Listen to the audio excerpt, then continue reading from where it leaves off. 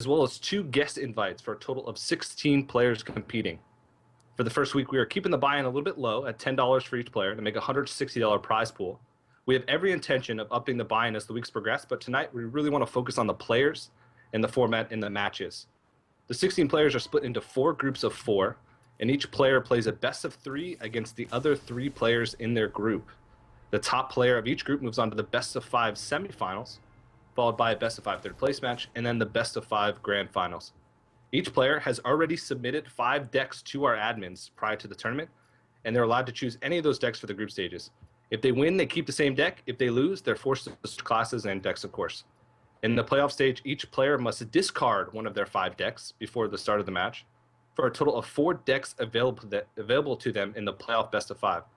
They can choose to discard a different deck if they make it to the third place match or the finals, but throughout the whole tournament, they can only choose from the 5 decks that they've already submitted to us at the beginning of the tournament. We will be broadcasting 1 match from each group throughout the group stages, while the other group matches happen simultaneously off stream, and we'll be broadcasting the playoff stage today immediately following the conclusion of the group stages. So we have a very Hearthstone action-packed day ahead of us. I'll introduce to you some of the players from today and the teams that they'll be representing. From Raynet's team, Team Temple Storm, it's going to be Gara and Tides of Time. From VVV, it's going to be Oskaka and Wampy. From Meet Your Makers, Skip and Semiju. From DKMR, it's going to be Hosty and Christopher. From Team Good Guy, it's going to be Dart and Firebat. From Mana Grind, it's going to be Luigi's and DuckWingFace. From Team Ferris, it's going to be Freshka and Atlanta. And then, of course, our 2 invites for the night are going to be Isocast and none other than That's Admirable. And the group matches that we are going to be broadcasting to you guys today. And from the first round of group play, it's going to be Tides versus DuckWingFace, which we will be jumping into that match in just a few moments. And then later on, it's going to be Freshka versus That's Admirable, and then completing the group stages with Gara versus Dart, and then, of course, whoever makes it on to the semifinals and the finals. So, Raynet, I know you have a couple members from your team competing. Other than your own team, looking at these groups of players, what team do you think has the strongest pair of players that you think has a chance to make it all the way in this tournament? It's tough. Yeah, it is tough. It's a tough call. Let me take a look at the list of players one more time. It looks like the guest invites. If you think the guest invites have the best chance.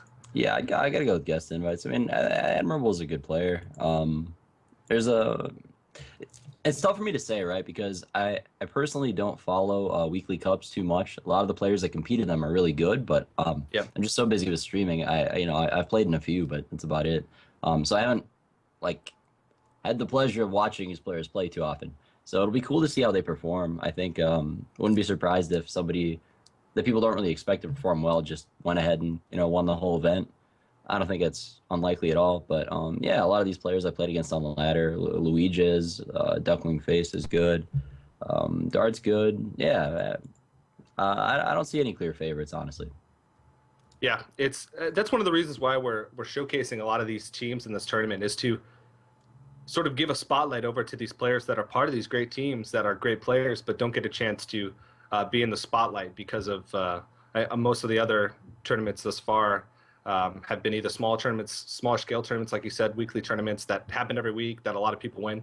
So it's going to be cool to see a lot of these really great players have a chance to prove themselves on a pretty big stage. But like I said, we are moments away. Let me go ahead.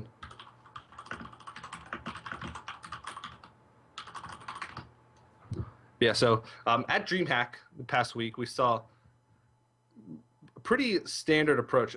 I think everybody had an idea of what decks they were going to see coming into DreamHack. And, of course, we did see the Freeze Mage, Otter's Freeze Mage, make a comeback or make a resurgence after the Mage nerfs in the current meta. Are there any decks that you think are up and coming right now that you're seeing on ladder, that you've seen in tournament play, or that you saw at DreamHack that you think might have a chance to sort of overtake the meta and going into the beginning of the next season that you think will be popular? I think DreamHack kind of showed people that they don't have to play Miracle Rogue or a deck that counters Miracle Rogue. So yeah, that opens up room for a lot of decks like Warrior Control that used to be pretty much thought of as just unplayable. So I don't know. It's there's a lot of slower decks that I'm excited to see, honestly. Alrighty, well, we are jumping into Match number 1 between DuckWingFace and Tides of Time. Tides of Time will be on the top there, as you can see. DuckWingFace on the bottom. Looks like it will be Tides of Time running the Warrior deck, and DuckWingFace is going to be running what looks to be the Freeze Mage that I just mentioned. Yep. If Tides of Time loses this matchup, he's off the team. Yeah, it should not be remotely close. And, oh, never mind. This is Giants. This is very different. Molten Giants. It's not the standard Freeze Mage. I like that a lot. Okay. I like when people incorporate other win conditions into that deck, other than just, Alexstrasza into a bunch of burn, because a lot of decks are just capable of easily circumventing that. So that's a really interesting deck. So it's like Freeze Mage elements, except it has Mana Worm, Molten Giant. Yeah, that is a little bit interesting. And you mentioned the Warrior matchup. Makes it really hard because that combination that they have, the Alexstrasza into all their burn cards, the armor just makes it so tough to get past that. So, but do you think the Giants makes it so that they have that little bit of extra burst damage to get through those chunks of armor before they go for that combo? Yeah, I mean, normally the reason that Warrior is so favored is that it just armors up like most turns of the game, and then at a certain point, the Mage deck just doesn't have enough damage to kill the Warrior, even with Alexstrasza. But if you have access to other sources of damage like Molten Giants and the like, I mean, it's, anything can happen. And yeah, sorry about the little bit of production issues real quick, guys. That'll all be resolved in just a second. Can't wait for that spectator mode, right? Yeah. Right? So tough to just produce these events. All right, so Kor'kron Elite, going to pressure the Mage deck a bit. Not bad. Yeah, this is live and online, so we take a feed from 2 streams and try and mesh them into one. So we don't have the advantage of iPads hooked up to a network that we can just take streams from, like they did at DreamHack. But here we go. We should be back in here. We do see both decks now already. There we go. Okay, so it decides to develop Ice Block there. It doesn't want to fireball the Kor'kron yet or anything like that. Antonidas, Alexstrasza. It's really like threat-heavy Freeze Mage deck. Yeah. It's really tough to identify your win conditions as sort of that Freeze Mage against Warrior, because you have to keep their armor low throughout the game while still managing to stay alive and getting enough cards in your hand to be able to pull off the burst that you need at the end of the game before they end up just killing you outright. So. Mm-hmm. Yeah, he's considering taskmastering the Armorsmith right here. That's what's going through his mind. It's a valid play. Yeah, I remember we were talking about Freeze Mage a lot before we left for DreamHack when we started doing testing, because the deck started to gain some popularity. People were heralding it as the end of Miracle Rogue, like the people that really like the deck. But I kept telling Tides and Gar they should put Antonidas in it. But yeah, they both said no, it doesn't need it, and all that. And I'm glad to see people incorporating that card. Like, I always thought that it helped. Well, the other option would be like a Pyroblast. So a lot of people replace the Archmage Antonidas with the Pyroblast. Is that what usually happens? Yeah, the list back then played like one. I don't know. They just copied whatever they saw Otter playing. But yeah, like Antonidas helps you in matchups that are otherwise unwinnable. Like against stuff like Warrior or Priest, where you just don't have enough damage to kill them. Yeah, Antonidas gives you a way of having like, infinite damage theoretically, right? If it lives, It just, even if you hold off until you have 10 mana, you play that, a Frostbolt, and Ice Lance. It's 2 free fireballs. I mean, that might be enough to punch through enough armor to actually win a game that you otherwise shouldn't be winning. So I've been playing quite a bit of this matchup, and I've realized that one of the tricks is just to make sure that you armor every turn in some way, shape, or form, whether it be from an Armorsmith, whether it be from your hero ability, whether it be from a shield block. Always play your mana curve to where you're getting some armor every turn. I mean, that's absolutely true for the standard Freeze Mage deck, but in this, like against that Mage deck with Antonidas and Molten Giant, it seems like giving them too much time might definitely backfire. So, very true, very true. Okay, so you may not know that this is. I think DuckWingFace was actually streaming this exact deck, I think, earlier on. I'm not sure if he was actually using the Giants, but I'm not sure if Tides knows that this is that variation, so he might actually play it a little bit slower. I actually played against Reels while I was streaming, I think yesterday, and he had a version with Mountain Giant and Molten Giant, like the really old Freeze Mage decks, which was kind of cool too. A lot of different ways to build the deck. Definitely flexible. Yeah, it's kind of cool how it was considered one of the best decks, and then nerf mages, and everybody's like, "Oh, mages suck." Now it's one of the best decks again. A little bit different variation from what it used to be, but still pretty cool to see how it's back. Yeah.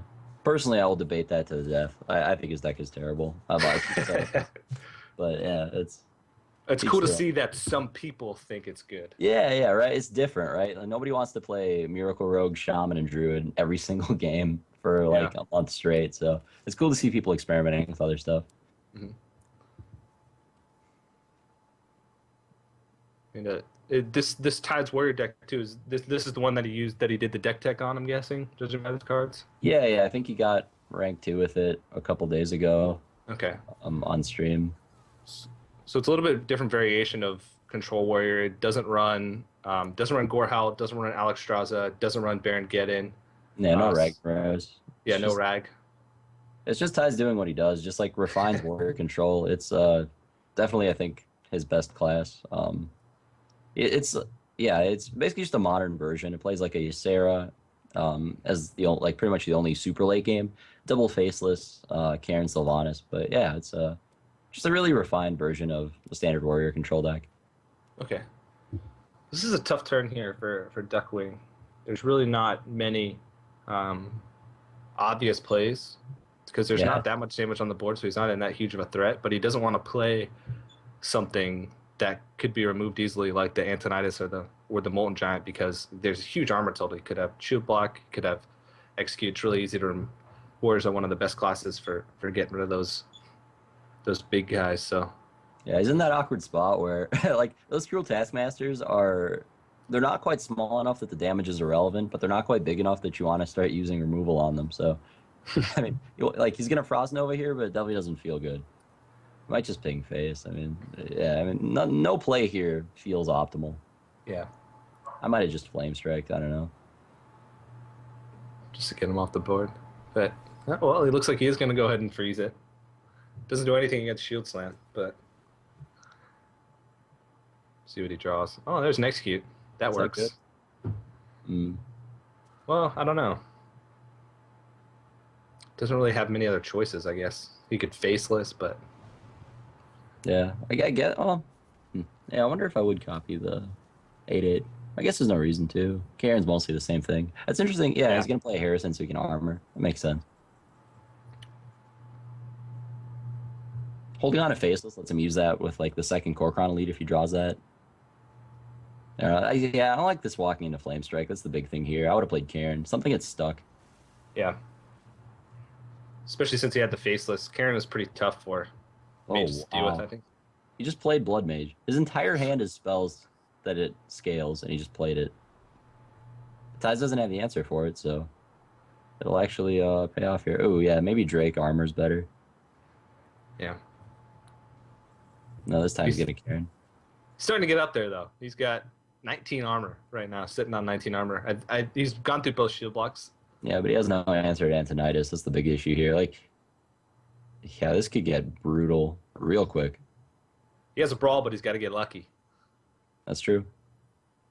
The right play, actually, is... We'll see if DuckWingFace does it, but he should Suicide the Blood Mage instead of hitting face to play around Brawl. No.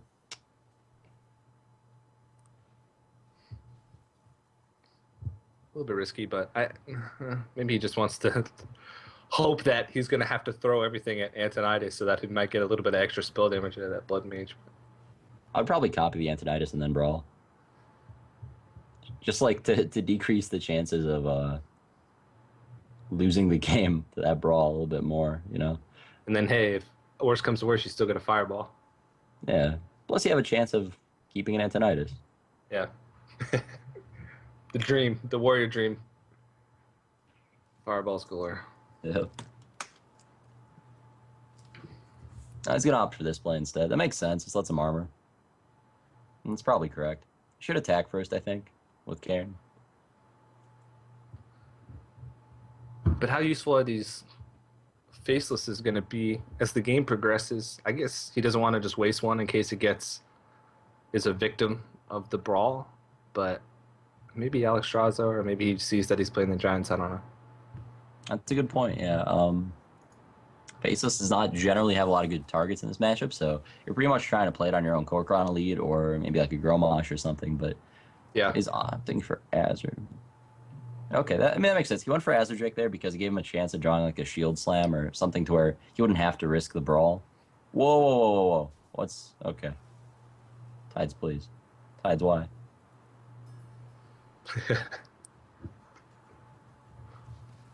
Okay. Okay. In my head, I'm like, okay, I would just do it in the way that where Antonidas has like the smallest chance of living. You know, just let all the creatures stay alive. So there's only a 25% chance. But he opted to take the Blood Mage out first, which took it down to a 30. Like it basically gave Antonidas a higher chance of surviving, but it also gave Tides a higher chance of keeping a relevant dude in play. So a little bit greedy, but not a huge deal either way.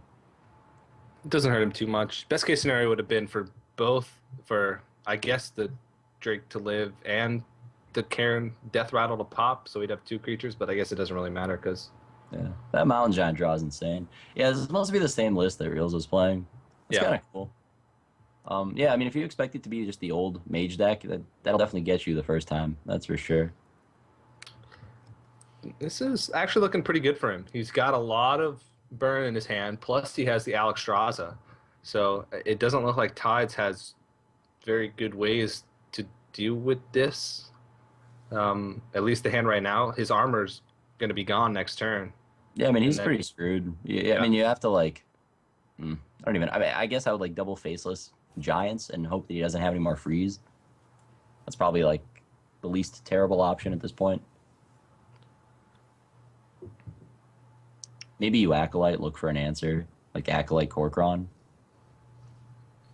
You could also copy Karen, but that doesn't fight anything, so you have to copy Giants, I think. Yeah, copying Karen just seems a little bit awkward. Okay. Okay.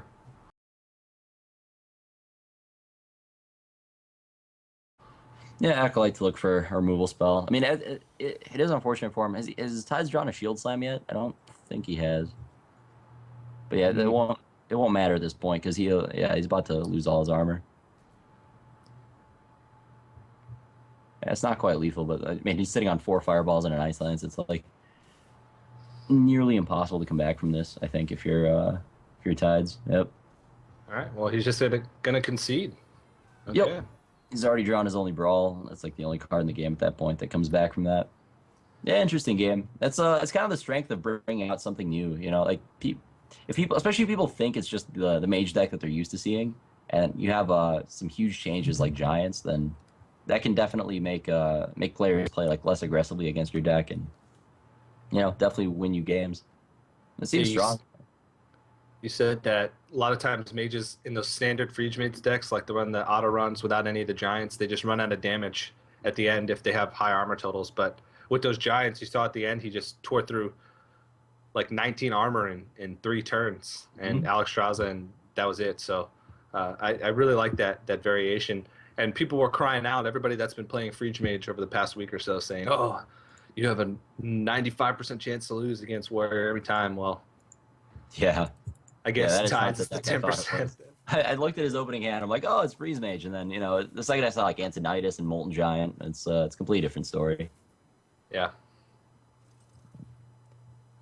All right, let's see what Tides ends up countering with. Rexar, I like it. Yeah. You can see in the chat right now, Tides complaining, I needed a Shield Slam the whole game. He's right, but I always try to get this guy to play more Hunter. The deck is so good. Everybody needs a little Hunter in their life. Yeah.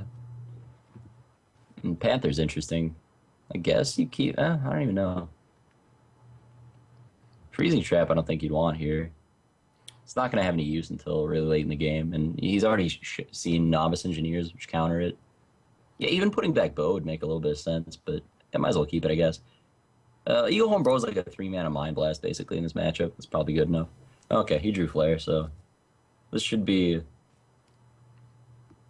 I mean, I think he's heavily favored. I mean, something crazy could happen with Molten Giants that would involve the Hunter deck losing, but Now that I know what the mage deck is, I think I'm confident enough to say that the 100x favored pretty heavily. Yeah. I mean, correct me if I'm wrong, but I think these games are best of 3, right? The group stages are best of 3, yeah. So if Tides loses this one, then he's done. Yeah, I think he's already well done in this I'm gonna match. say preemptively, but yeah, but this is like the issue with best of 3s is that the first game is kind of random depending on it's kind of like a guessing game on what deck your opponent's gonna play and what deck you're gonna play, and then if you win that first game, you have such an edge because once you lose the second game, you get your choice of 2 different decks to counter your opponent's deck that you know they're forced to continue playing. Yeah. So I think like in a best of 3 structure, I think if tournaments want to run a best of 3, the best rule is that if it's 1-1 and it comes down to a tiebreaker, then both players can switch decks. I think that's like one way to resolve that issue of being like counterpicked because otherwise it's so hard to come back 2-0 after losing the first game. Yeah. Yep. Well, we'll have to see for the future group stages if we can get that format, but today it's going to be No, yeah. No, it's a very standard format. It's like and the X on the screen is that's a loss, not a win. So DuckWingFace is actually up 1-0. The Tides of Time X is that means he lost in this group. Now, just because they lose this best of 3 doesn't mean they're out. It's just part of the group stages. The top player from every group moves on. So even if Tides happens to lose his best of 3, he can still go on to win his next 2 and come out top of the groups. So just because he loses this one doesn't necessarily mean he's out, but it would help. Mm-hmm. So it's like very similar to the DreamHack Summer structure, right? Mm-hmm. Yeah. Cool. Not quite as big. Only 4 players move on. Only the top player from each group, not the top 2 players from each group. Oh, so cool. There's no quarterfinals. It just goes straight to a semifinals. We have systems in place if there's a tiebreaker, it comes down to games and then matchups if it happens. But it's really interesting to see Mana Worm in that deck. That really blows my mind. The rest of it makes a lot of sense. The Mana Worm, I like. I mean, I'm not saying it's wrong. I'd have to play with the deck. It's just really interesting. It seems like a really aggressive card. I mean, Mana Worm's great, obviously, but like in a control deck where it's kind of your only early drop. It is a little bit odd. You can sort of fig people out, I guess, if you like Mana Worm, Mirror Image on turn 1 or 2. I'm sure it gives you some sick opening hands. I wonder if that deck only plays like 1 Mountain Giant, maybe. It's a possibility. We only saw 1 last game. We saw both Molten Giants. We saw 2 Molten Giants last game, but we only saw one Mountain. Actually, I have the deck list. Let me look. So now Duckwing's in this awkward spot where he has to decide whether to attack or not. I think if I'm him, I would just not attack for the rest of the game, or like not until you have Giants out. But I mean, I guess you could swing here. The issue with that is the second you trigger that trap, I mean, that's Eagle Horn Bow damage that you can try to just negate. Yeah. It always feels bad giving him the extra Eagle Horn Bow charge. He does run actually 2 Mountain Giants, so he runs 2 of both Giants in his deck. Pretty interesting. That's really cool. All right, so he's deciding whether to play this Doomsayer or not right now. I mean, I guess since he has double Frost Nova, he can hold on to that and maybe get a bit better of a board. But yeah, I kind of like playing it now too. Oh, interesting, Frost Nova. So he's just really trying to preserve his life total. It makes sense. Yeah.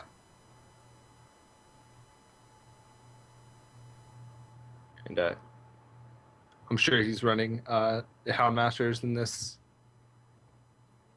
Hunter's deck. Oh, actually, no, he's not. Okay. Well, never mind then. Just the Stranglethorn Tiger by itself. Not as big of a threat as the Stranglethorn Tiger Houndmaster, but still just going to clear that off the board as quick as possible. He's just trying to stop the bleeding, I guess, because he knows that just trying to last as much as possible, preserve his health totals. Yeah, I mean, it feels so bad to just have turns where you don't do anything in situations like this, but I mean, it's right for Tides to just hold on to that flare until, like, I mean, he needs that card to win. You need to hold on to that until the turn you have lethal. He's just considering whether to golem right now. I mean, it basically gives your opponent a wild growth for the rest of the game, but it does let you be mana efficient as well. I guess, okay, to be fair, he's considering killing the Doomsayer. I like his play, though. Just let it blow up. Tiger did its job. It got a Doomsayer, got a Frost Nova. Keeping it in play is just going to allow the mage to get use out of its freeze spells. Like with this Hunter deck, you just want one-shot damage. It even got the last tick of the Acolyte of Pain, if you want to get really nitpicky, but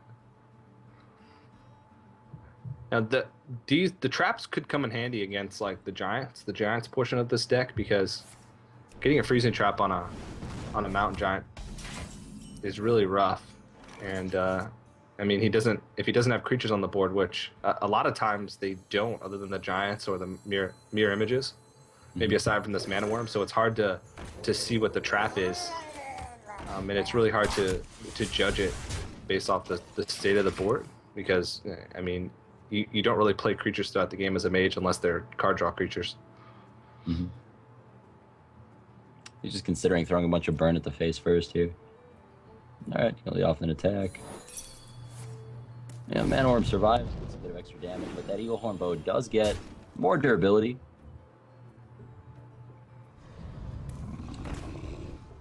Alright, so that Frost Nova is going to make it a lot harder for Tides to have lethal here. But still close, right? Yeah, well, he also Frostbolted him, so he's not going to be able to okay, so swing at him. 11, 12. Okay, so he wins, right? Yeah, with that abusive draw. Wait. Is he at 13? Is that the right life total I'm seeing? Yeah, he's at 13, but he only has... Oh, no, my bad. Yeah, he doesn't have the mana for the hero power. Okay. Yeah. He wouldn't have the mana for the hero power. Yeah. If he wasn't frozen, he'd have lethal.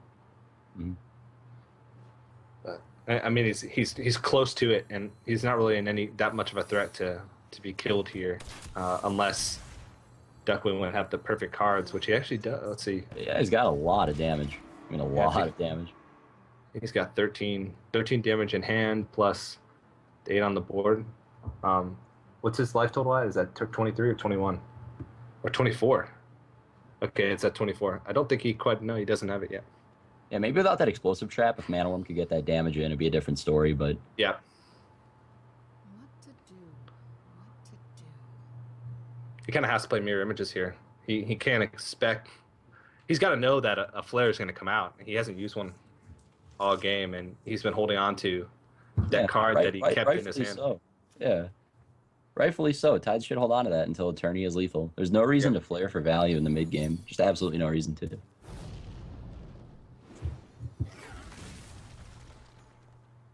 So yeah, a Flame Strike, a Mirror Image. He's going to try to preserve his life total as much as he can, and then he's gonna look for lethal next turn. He hovered over the hero power for a second. I thought he was going to go for it. I was about to say, oh, geez. Is he thinking about it? Does it change, like, whether he has lethal with burn? I don't think so. No, if the giant stays up next turn, he has lethal regardless. And if the giant didn't stay up, then he wouldn't have lethal with the cards in his hand plus hero power anyway. So there's no point to hero power there at all. So Mirror Images was correct. But it doesn't matter. There's the flare, and Tide's going to take it. Alrighty, tying it up 1-1. Yep. It's pretty easy to counterpick Mage, but winning another game with Face Hunter might be challenging. We'll see. If DuckWingFace has access to a deck like Control Warrior himself, or maybe Druid, that's going to be pretty tough for the Hunter deck to beat. Yeah.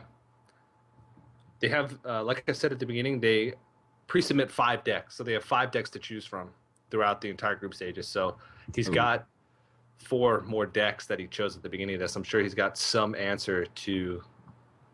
To the players have access to 5 decks in a best of 3 format. Oh man, yeah. Winning that first game is like the whole thing.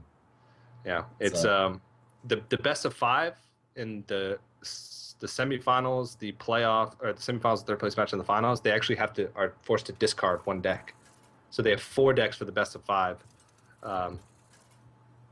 So out of the 5 decks that they chose at the beginning, they discard 1 deck before each match, before each best of 5 that they play. So they can only choose from 4 in the best of 5 later on in the playoff stage. But right now, yeah, they can choose from 5. And yesterday is going to go with Priest as his. Oh, this is really interesting. I wonder if Priest. Well, yeah, I think Priest is favored. Whoa. This guy likes his mountain giants. All right. Well, I'm gonna take a look at this deck real quick. Very, very, very, very control priest. He's running giants, Twilight Drakes, Ancient Watchers. Yeah. So I'd say I'd say this is pretty good matchup. I think it's going to depend on his draws though, because yeah, it's really interesting that he opted to play this. I mean, okay, I understand though. This deck has a lot of life gain to keep up with the burn. It has taunts. It's oh man, Coin Sun Fury. That yeah, Mountain Giant is not coming out for a while. Yeah. Well, I guess he wants to just sort of stop what damage he can early on, so he doesn't get snowballed out of control, because his hand really isn't that great. I think you just abusive Sergeant here. I mean, you could bluegill and go to the face, and then Duckwing would kill one of your creatures and heal his own, and then you could Eelhorn Bow that. But yeah, it just seems like more value in the long run to do it this way.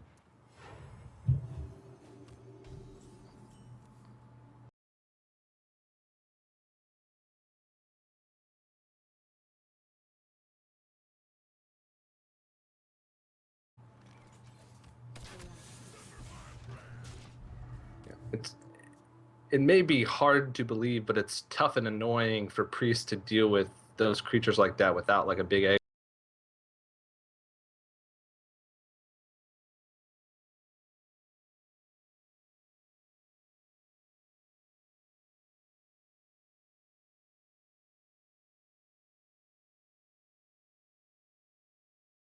It would feel good as a priest trying to get rid of a lot of those creatures. So getting rid of their small creatures early on is really good, I think.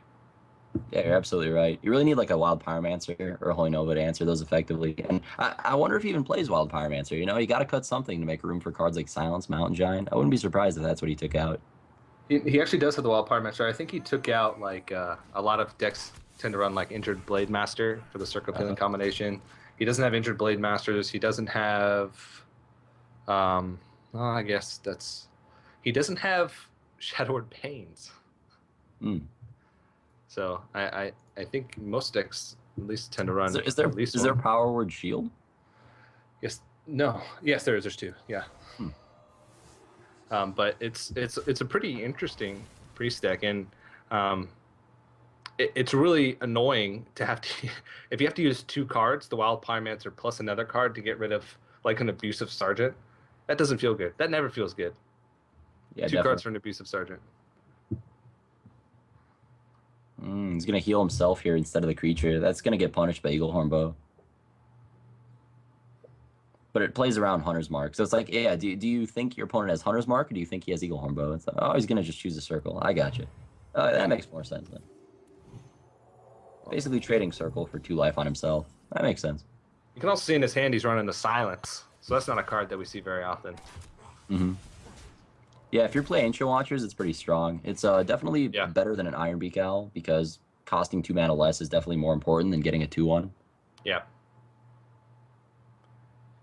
Like you can, there's a lot more plays that it opens up. Like you can use the Silence and clear, trade a minion, and heal it up. So basically like you're getting something, well, not for free, but...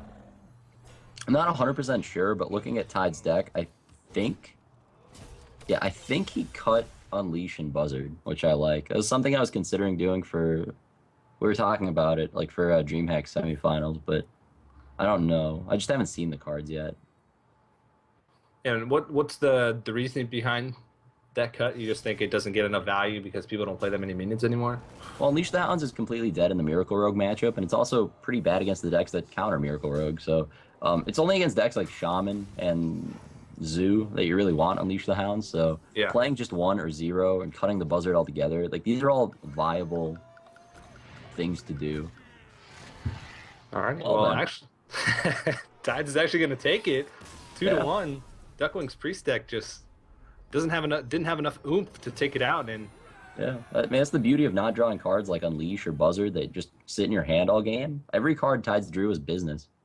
Yeah, that's I really like that version of his Hunter deck, and DuckWingFace just not able to draw the answers. He had a great game 1, in a matchup that not necessarily favors him. He made some changes to his deck that made the matchup a lot better, but it ends up going 2-1 to Tides of Time. So we'll see. We'll track his progress throughout the group stages in the next round, so he can stay on the team, I guess. He can. Okay. I'll forgive him the mage loss. All right. Well, in the next matchup, in the next streamed game, we will be watching from round 2, Freshka versus That's Admirable. We are going to have to take a short commercial break before we jump into that best of 3. But thank you guys for watching. Thanks for tuning in. Don't go anywhere. We'll be right back.